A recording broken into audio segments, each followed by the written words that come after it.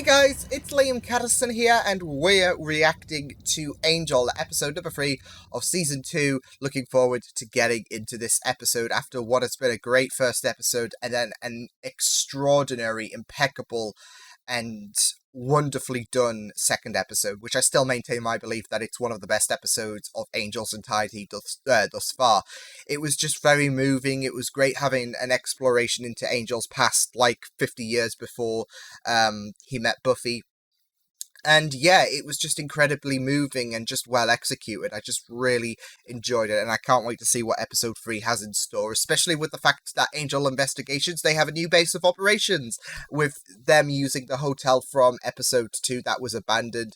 They thought may as well as the fact that the place that held some of the worst faces in, I guess, human history, as Wesley put it, it gets its chance at redemption. So, yeah, but I think it's a very, very vast improvement over what we had in season 1, because it's I mean, the scenery for the hotel was really beautiful. And not just that, though, but it's quite expansive. You could have the rooms allocated to be, I don't know, holding cells for any of the dangerous demons, all that jazz. I think it will be hugely beneficial, and something that I would have expected to see in season 5. Like, what I expected when we started out was this, rundown office in season 1, and then we kept building. But here we are, we have the hotel, and I'm not complaining whatsoever. So, yeah, I'm looking forward to seeing what happens in this episode. So with that said, let's get into Angel, episode number 3 of season 2. Let's go. Ruth, you've been practicing, haven't you? A little. Probably not in front of the mirror. In the shower.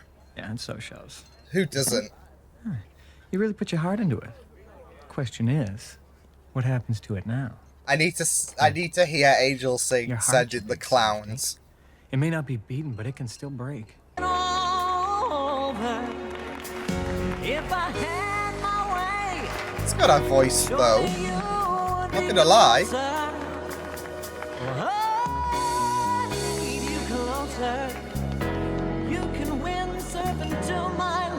So strange. But good. But good.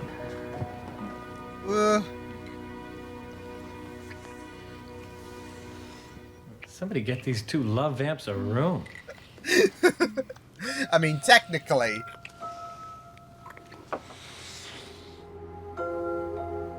What? Maybe we can help. You two? I find DVAC, I'm gonna need more than C-3PO and stick figure Barbie backing me up, no offense. Very little taken. DVAC is a badass. I'm gonna need the serious I can see Wesley being C-3PO. Demons of the underworld, beware! Your time on this earth is You drawing again? nigh. To give you a tax break and a loan at a sweetheart rate, or you could apply for an FHA and get a PMI in lieu of a down payment. Is anybody else getting warm? Do that tax breaks, FHA, and PMI Oh my part again. god, no. Wesley, we're gonna need some bribe money, some cash in the box. Hey, wait a minute. Thought you wanted to move on this. Which is why we are not taking these two, they'll slow us up. We go up against DVAC, we're gonna need the entire team. Pick me up in the back in the shade. Shotgun. Ha. Millennium Falcon needed C-3POs, just saying. Now go, man, this is my case. It was, now it's mine. Angel! Oh man, see, I told you I was being watched. I mean, you can understand he's being scared for his life. And he's no, like, brute force, is he? He's like a skinny pencil. Come on, Cordy! Did you just slay that vampire? Good on Cordy! She's grown so much. Ooh, no gun. Michael Madsen in Reservoir Dogs. I haven't bothered to see a movie since Denzel was robbed of the Oscar for Malcolm X. Fair point. That was quite a performance. I know, talk about wound up too tight. No, I mean Denzel. Well, he's always great. Ian and Agents of S.H.I.E.L.D. I'm not watching TV again. Screw these No, reactions. I mean, what you said before.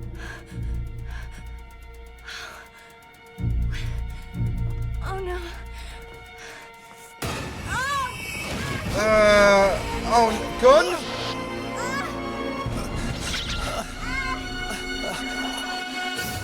Oh no, that's not good.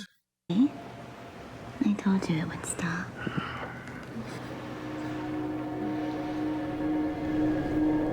Wesley? I mean, it is Are you there?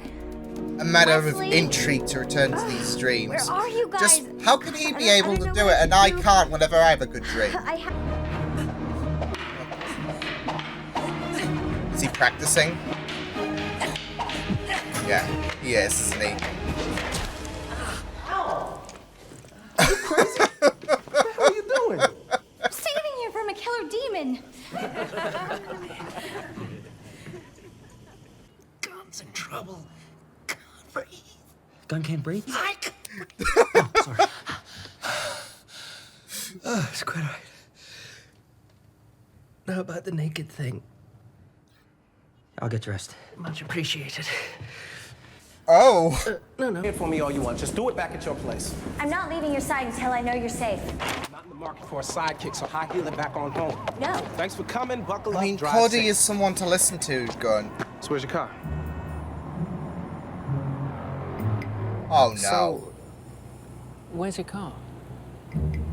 That. I'll say please. Oh, I forgot. You'll use your famous charm, like you did this afternoon with that pigeon stool. It's not a pigeon. And you don't have a clue why I do the things I do. Paging Mr. Rationalization. Paging Miss about to be thrown out of a moving vehicle. Be as rude as you want. I love seeing I'm these not two going anywhere interact. until I know you're safe. Me rude? You're the one that showed up. Well, it's just, you know, It's pink, the isn't whole it? visibility issue, not to mention the whole hat thing. And when you really think about it, how come I have to wear the lady's helmet? Stop being such a wanker and put it on.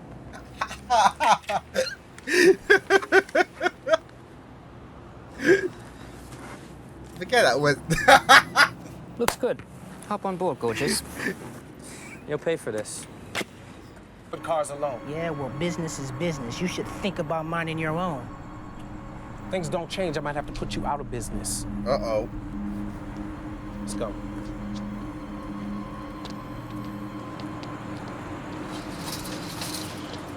Yeah, I definitely don't trust them. Yeah, there we go. I'm surprised you didn't wet yourself. Him? He's Ugh. nothing to that.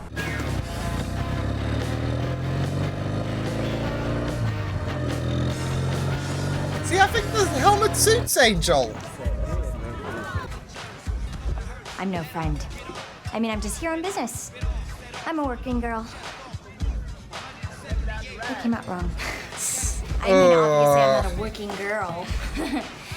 Not that I couldn't Oh be boy, if I wanted oh to. boy. Of course, I could. God, that sounded stuck up, didn't it? I didn't mean to imply that I could be a working Maybe girl you should. and you couldn't. Far from it. By being a good citizen. Actually, he did. He made his first millions developing software that lets blind people surf the web. Plus, he set up a foundation that donates $20 million a year to countless He's got charitable a point. You causes. don't judge a book. You let me don't know judge a some book of by that its coin cover. trickles down to these parts.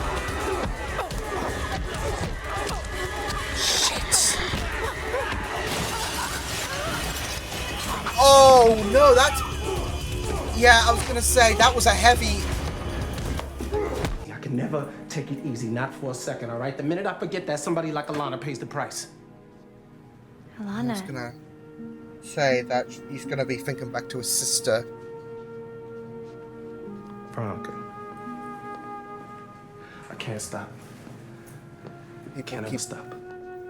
Paying for his sins. That's what he's gonna be feeling. Well, I kind of left them in the car when I went in to save you. I thought you were in danger. Every second counted. You know, I gotta tell you, you are one high-maintenance chick. The keys are here. Whoa! Somewhere. You are killing me. They're under the seat, obviously. Can't you hotwire it? Just because I know some car thieves don't mean I am one. Hey, instead of being high moral ground, I mean, why don't you help me find them? technically it's not thieving if you're taking it back. Looking for the. How does it feel to finally meet up with someone even nastier than you? Ooh, not good by the sound of it. Stop it! You're killing him! Survival of the fittest, bro. He was And right now, you're not looking What? too fit. So he was the guy that they met at the car park.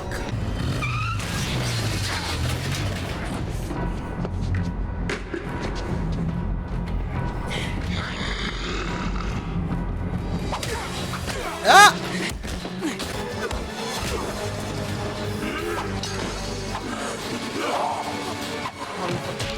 Come on, gun. Cordy, act! Oh, what a flip! Angel was showing off a bit there, but...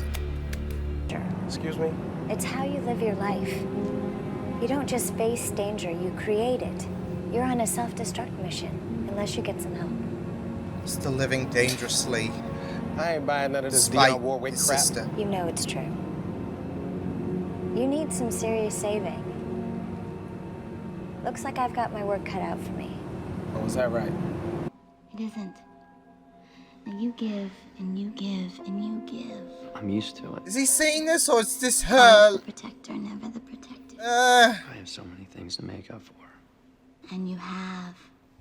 You take care of so many people. This ain't a dream, is it?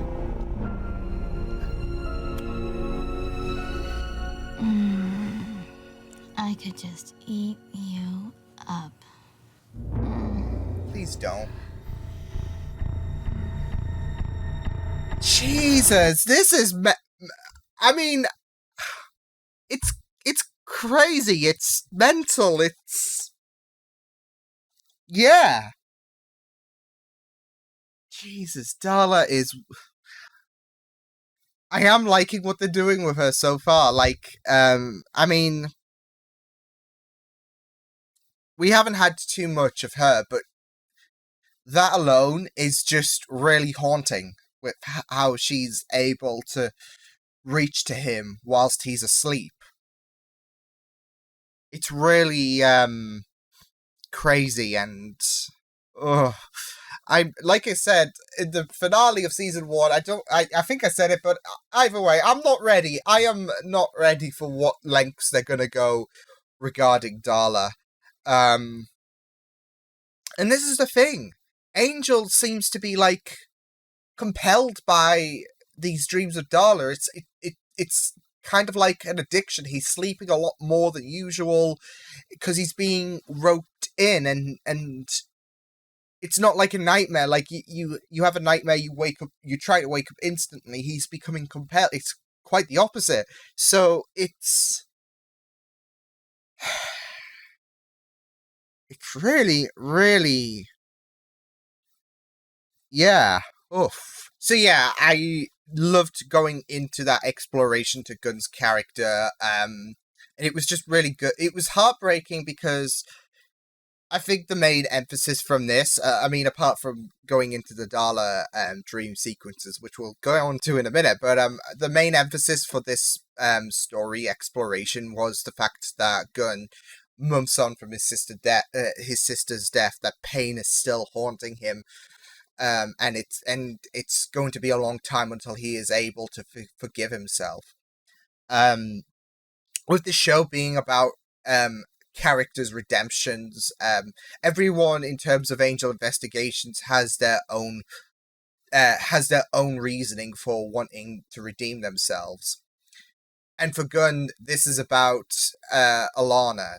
This is about his guilt that he carries with him, about being responsible for her death, and feeling like everyone he gets really close to pays the price. And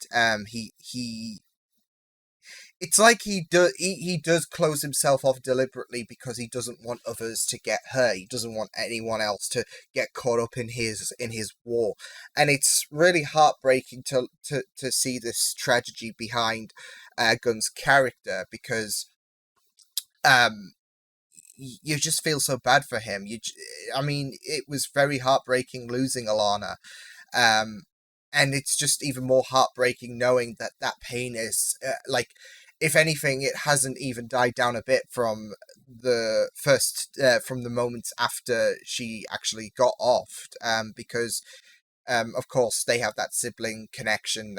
It's going to be a very strong relationship, and that like he feels like he's got to have his some kind of redemption to make up for what he feels responsible for. So it is it was a very good episode exploring Gunn's characterization and his reflection, as well as the dynamics between certain pairings. I mean, we had Angel and Wesley, which is always a recipe of enlightenment, and it was for this episode.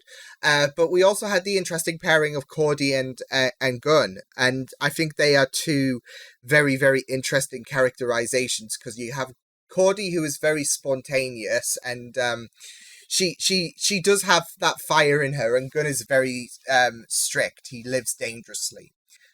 And I'm not sure if things are being set up between them two potentially. A potential romance could be on the cards. You never know, especially with how she's how she's wanting to be there and help him whilst he is living on this dangerous path. He's got to get pulled out of that like danger zone that he surrounds himself by. But it's gonna like the ability to forgive himself for what happened to Alana. This is going to take a long journey. This is going to be a long road to redemption for him.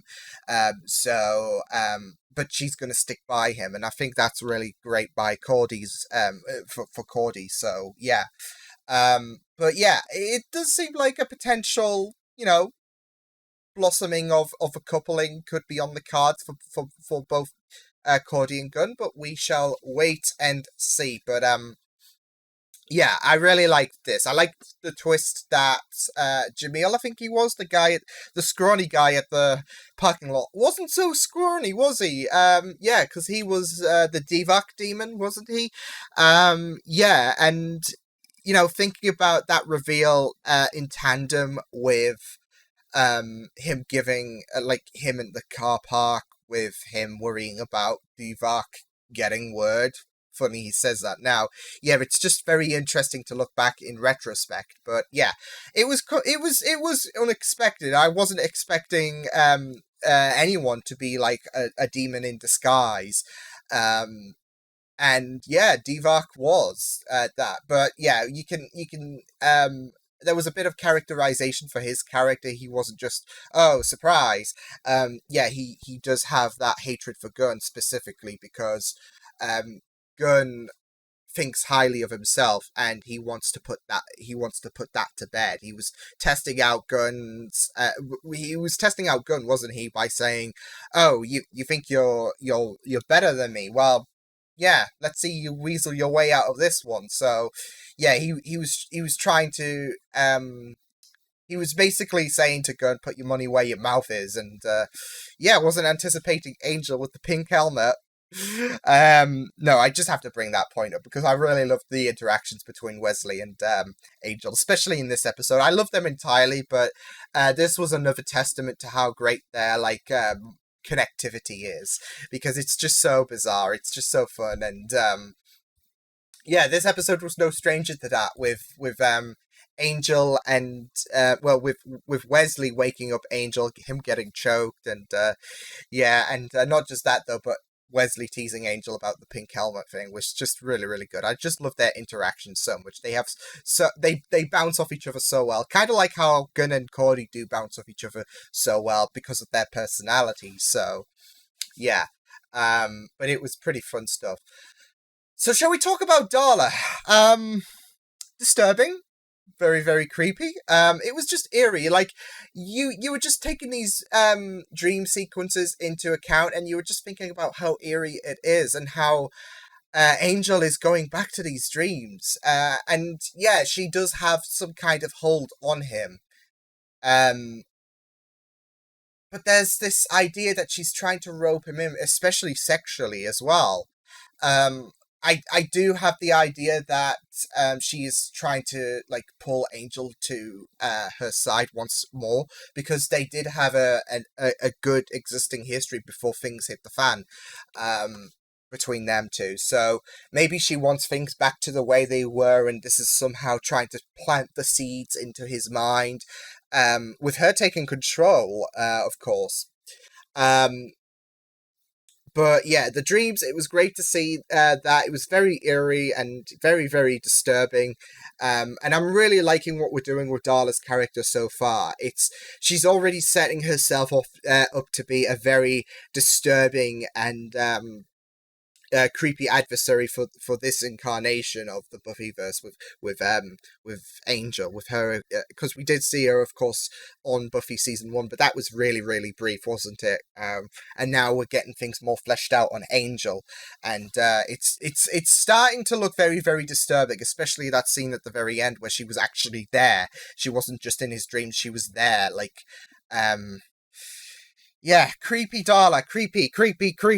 So yeah, it was just a very, very interesting insight into, because this is the thing, Angel felt some happiness there as well.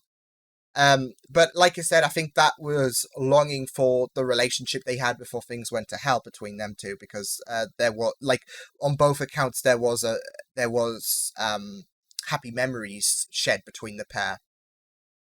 And yeah, now that Darla is back, I think she's trying to rope Angel back to her side, and so she's going to take initiative in terms of planting the seeds into Angel's mind, quite literally, and yeah. But she's very, very creepy. But yeah, in one of the dream sequences, it was also great to see that host return as well. So even if it was like for a brief bit, it's great to know that he's going to potentially be some kind of recurring character for this show. So that's really, really good stuff. But yeah, I really liked this episode so much, with the development of Gunn's character, and how Gunn kept talking about how Cody kept talking to Gunn about how he still thrives on this dangerous path. And it will be a very long time till he does recover. His sister's death is eating him up, and this dangerous path, he's like, this is the life he has to lead. But now he's got like Cody and co with him, so that's really, really good stuff. But this is the thing, with that, like, connectivity in this episode, it's going to give Gunn a bit more incentive to stick around, because he usually hangs around with Angel, but this episode we've mixed things up with Cordy and Gunn, and Wesley and Angel, and yeah, I feel like he's gonna have a stronger connection to Angel Investigation, so that's really, really good with his interactions with Cordy in this episode. So yeah, but it was really good stuff. Loved some of the, like, action sequences as well, especially Veronica, I think she was called. Yeah, she was yeeting through the glass, and it was very, very, it looked very, very gnarly as well. Like, it wasn't just a cheap throw someone into the glass, it was like, yeah, it was absolutely murder. So yeah, but not just that though, but the main fight itself with the demon was very, very tense stuff as well. So yeah, but this was good stuff in terms of exploring Gunn's character. So yeah, I appreciated what we had in this episode. So yeah, I will see you guys next time. Hope you guys enjoyed this reaction. You can check my videos on the right. If you want to check out more of my content, you can also subscribe to my Media Feeds channel if you want to. Hope you guys enjoyed this reaction. Hope you guys take care, and I will see you guys next time. Toodles!